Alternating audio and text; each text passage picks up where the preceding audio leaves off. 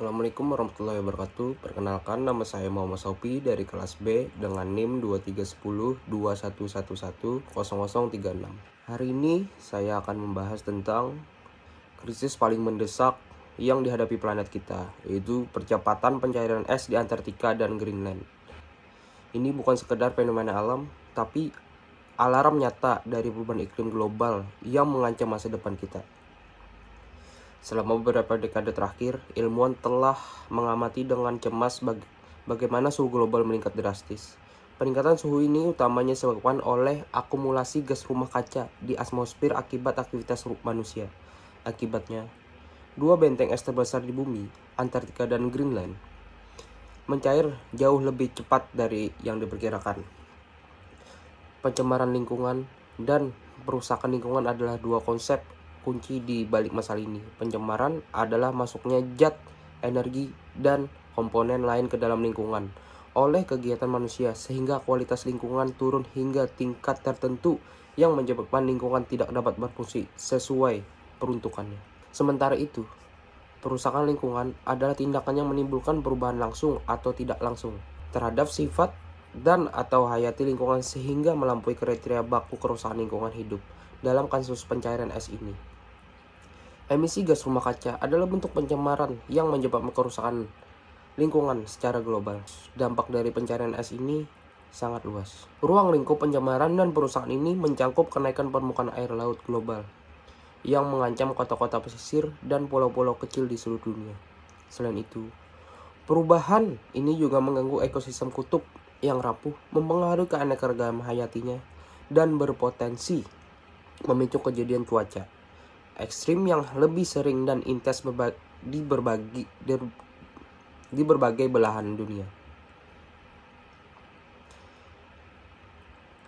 Ini adalah masalah yang bukan hanya berdampak pada satu negara, tapi pada seluruh umat manusia. Lalu, bagaimana hukum lingkungan memandang kasus seperti ini? Di Indonesia, permasalahan hukum lingkungan dapat dilihat dari 3 perspektif utama. Administrasi, perdata, dan pidana. Pertama, hukum administrasi lingkungan ini berkaitan dengan kewenangan pemerintah dalam mengatur, mengawasi, dan menegakkan standar lingkungan. Pemerintah memiliki peran untuk menerbitkan izin, melakukan pengawasan, dan memberikan sanksi administrasi jika ada pelanggaran. Terus yang kedua, hukum perdata lingkungan. Ini terkait dengan hak masyarakat untuk menuntut ganti rugi atas kerugian yang diderita akibat pencemaran atau perusakan lingkungan. Misalnya, jika masyarakat pesisir kehilangan mata pencaharian akibat kenaikan air laut, mereka berpotensi menuntut pihak-pihak yang bertanggung jawab. Yang ketiga, hukum pidana lingkungan. Ini mengatur sanksi pidana bagi mereka yang sengaja atau karena kelalaian.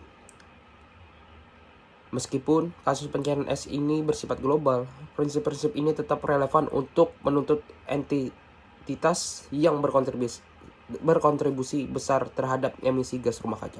Prinsip hukum lingkungan. Penyelesaian masalah lingkungan dapat dilakukan melalui 2 jalur utama, jalur litigasi dan non-litigasi. Jalur litigasi yaitu melalui proses pengadilan. Ini melibatkan gugatan perdata untuk ganti rugi, tuntutan pidana, atau gugatan tata usaha negara terhadap keputusan pemerintah yang merugikan lingkungan. Jalur non-litigasi yang berarti penyelesaian di luar pengadilan ini berupa mediasi, arbitrase, atau negosiasi antara pihak-pihak yang bersengketa. Jalur ini seringkali lebih cepat dan fleksibel serta mendorong solusi yang kolaboratif. Dan pentingnya peran serta masyarakat dalam pengelolaan lingkungan tidak bisa diremehkan. Undang-undang di Indonesia secara eksplisit mengakui hal ini. Undang-Undang Nomor 4 Tahun 1982 tentang ketentuan-ketentuan pokok pengelolaan lingkungan hidup, meskipun sudah tidak berlaku, menjadi landasan awal pengakuan partisipasi masyarakat. Kemudian Undang-Undang Nomor 23 Tahun 1997 tentang pengelolaan lingkungan hidup memperkuat peran masyarakat dalam pengawasan lingkungan dan hak untuk mengajukan gugatan. Puncaknya, Undang-Undang Nomor 32 Tahun 2009 tentang perlindungan dan pengelolaan lingkungan hidup menegaskan bahwa setiap orang berhak berperan serta dalam perlindungan dan pengelolaan lingkungan hidup. Mencakup hak untuk mendapatkan informasi, berpartisipasi, dalam pengambilan keputusan dan mengajukan keberatan, mengaitkan kasus dengan asas dan tujuan hukum lingkungan. Kasus pencarian ini sangat relevan dengan asas-asas termaktub dalam pasal 2 Undang-Undang Nomor 32 Tahun 2009. Itu asas tanggung jawab negara. Negara bertanggung jawab melindungi lingkungan, asas kelestarian dan berkelanjutan. Pembangunan harus menjamin kelestarian lingkungan untuk generasi mendatang. Asas partisipatif, masyarakat berhak berpartisipasi dalam setiap proses perlindungan lingkungan. Asas keadilan, distribusi manfaat dan beban lingkungan harus adil. Asas ekoregion, pendekatan pengelolaan lingkungan berdasarkan karakteristik ekosistem. Asas-asas kehati-hatian, mencegah dampak buruk meskipun belum ada kepastian ilmiah penuh. Asas pencegahan, mencegah pencemaran sebelum terjadi. Asas akuntabilitas, setiap pihak bertanggung jawab atas tindakannya. Asas polluter pays atau pencemaran membayar, pencemaran wajib menanggung biaya pemulihan. Semua ini menegaskan bahwa kita tidak bisa lepas dari dampak krisis iklim.